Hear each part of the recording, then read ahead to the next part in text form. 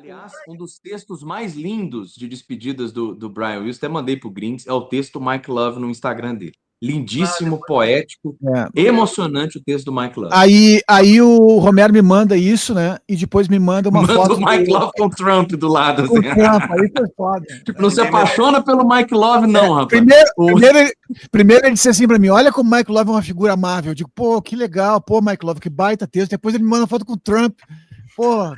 Primeiro ele beijou o boné da maga. Primeiro ele beijou o Mike Love com o Trump e um boné da maga. Ou seja, olha aí, esse é o Mike Love, tá? Calma aí.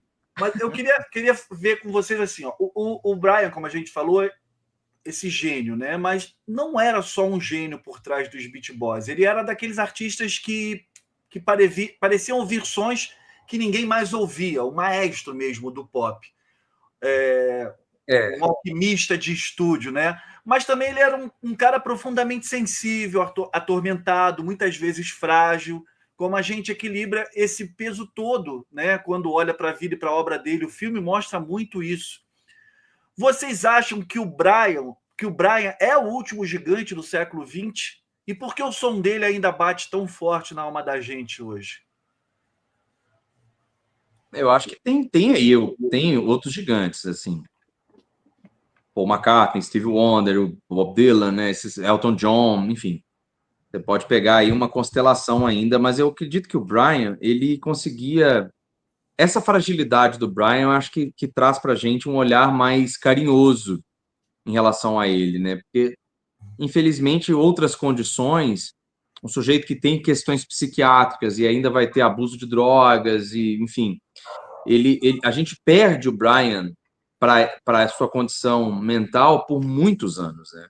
E, na verdade, a gente nunca mais tem. O que a gente assistiu agora, vamos ser bem sinceros, foi a segunda morte do Brian Wilson. Brian Wilson também já tinha morrido lá nos anos 60.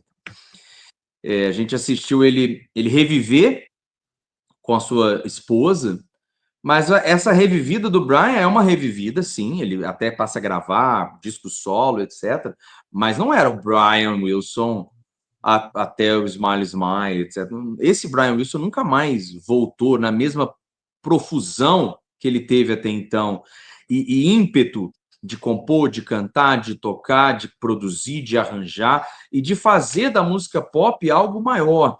Porque a gente também tem que ter em conta que, até então, havia uma discussão muito séria na área cultural de que a música pop era uma música descartável, feita para ser jogada fora, né? O bubblegum pop, você faz, escuta e joga fora. Isso não é arte. Isso aqui não é arte. Música pop não é arte.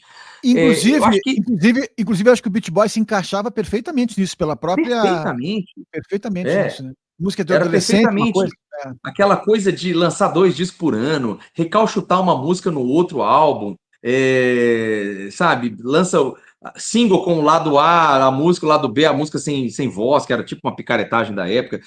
Todas essas questões da música pop americana, né, que entendia essa coisa do descarte, estava ali. A gente já discutiu isso em outras lives, né, de como os álbuns, como a cultura de álbum, a partir dos Beatles, etc., foi criando um outro cenário, né, das bandas inglesas, a black music, tudo abraçando esse conceito do álbum como existia no jazz. Mas o Brian Wilson conseguia fazer também isso em sinfonias de 2 minutos. Ele conseguiu elevar a música pop, tanto nas harmonias vocais, quanto na concepção de arranjos. Quando você pega A gente fala muito do Pet Sounds, mas você pode pegar, tem álbuns anteriores, você já tinha indícios disso. Pode pegar Surfer Girl, por exemplo, né? Aquele tipo de arranjo vocal de Surfer Girl, ou In My Room, que tá ali no primeiro disco, né, cara? Assim, é uma canção adolescente do Brian Wilson. Você já vê essa questão de como ele pega as harmonias vocais e faz ela como algo muito comum nas composições barrocas de Bach, de Pachelbel, né? A coisa vai como se fosse uma pequena mandala se interconectando. Depois, quando ele vai pirar com instrumentos, né? Pirar com o Wrecking Crew, entrar dentro do piano, puxar corda, aí já esse nível de experimentalismo barroco, né? Por isso que foi chamado de barroco pop, né? E, ao mesmo tempo, trazendo um Estados Unidos californiano, ensolarado, que mesmo a tristeza desse lugar era uma tristeza bela, né? É uma tristeza bonita, né? Ela é uma tristeza que te traz uma reflexão. Então, eu acho que o Brian tentar acessar o que existia no Brian é uma tarefa muito impressionante. Como o Márcio falou, eu demorei a chegar nos Beach Boys, assim. Beach Boys não fez parte da minha infância, adolescência. Foi a partir das declarações do Paul McCartney, né? Do tipo, tanto que ele falava do Pet Sounds, eu falei, cara, eu preciso ouvir isso aqui. E ouvi, e é um disco com muitas camadas, né? Ele demorou a terceira, quarta audiência, que aí ele já estava lá chorando no Don't Talk With My Hand, né? Assim, no início não, mas eu acho que essa complexidade de tentar entender um sujeito tão atormentado igual o Brian e ver, mesmo uma mente atormentada que, assim, a gente está falando sem nenhum romantismo disso, tá? Assim, é um sujeito que ouvia vozes, né? Tinha vários diagnósticos. Ele mesmo fala que ele aprendeu a conviver com a voz que ele ouvia, e era uma voz que só falava para ele fazer merda. Enfim, não. Era um sujeito ultra atormentado, um cara surdo de um ouvido, de tanto que tomou porrada do pai. Esse nível de tormento conseguia produzir coisas tão sublimemente bonitas. Eu falei pra caramba aqui, mas não sei se eu respondi. Mas o que eu posso fazer? Respondeu. Respondeu, mas eu vou complementar o que o Romero falou. A pergunta do Sal foi a seguinte: se é o último dos grandes gigantes do século XX, alguma coisa da música, né? A gente tem vários gigantes aí, né? Pode ligar aí, Sal, o microfone. E porque o som dele ainda bate tão forte na alma da gente. Foi sim. uma. Mas assim, sabe o que é?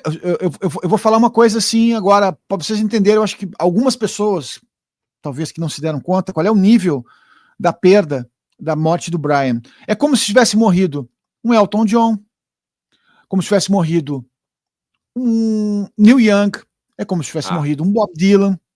Não fala pro McCartney não, que não pode morrer não. Pode parar, você para aí, tá? Então tá, é só para dizer isso. Então eu me fez pensar sobre isso, como essas figuras realmente assim, completamente no alto do topo do Monte Rushmore, entendeu? Aqueles rostos que a gente viu a vida toda.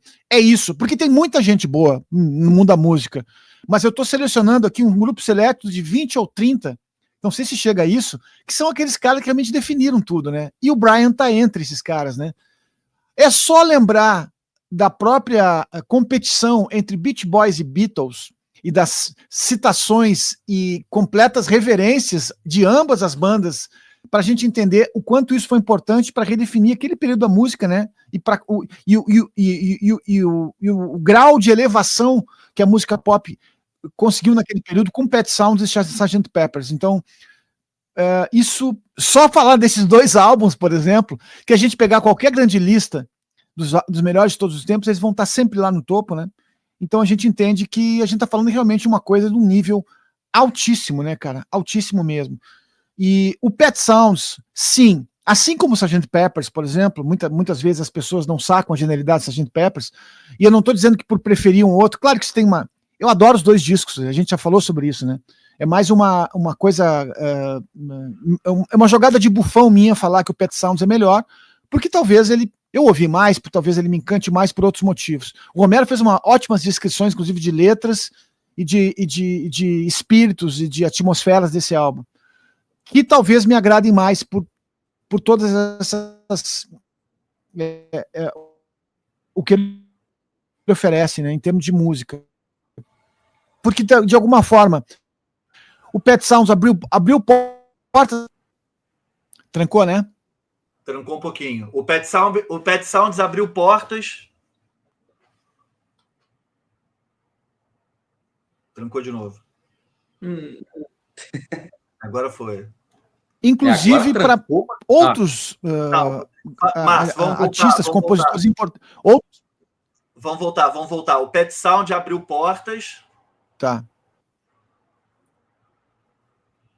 Inclusive para compositores fora da seara do rock and roll, como Burt Bacharach, por exemplo. A gente consegue entender que os arranjos, as orquestras, aquilo que ele ofereceu e não estou dizendo que o Burt Bacharach já não fizesse isso, mas tudo isso é como se a cancela tivesse aberta, entendeu?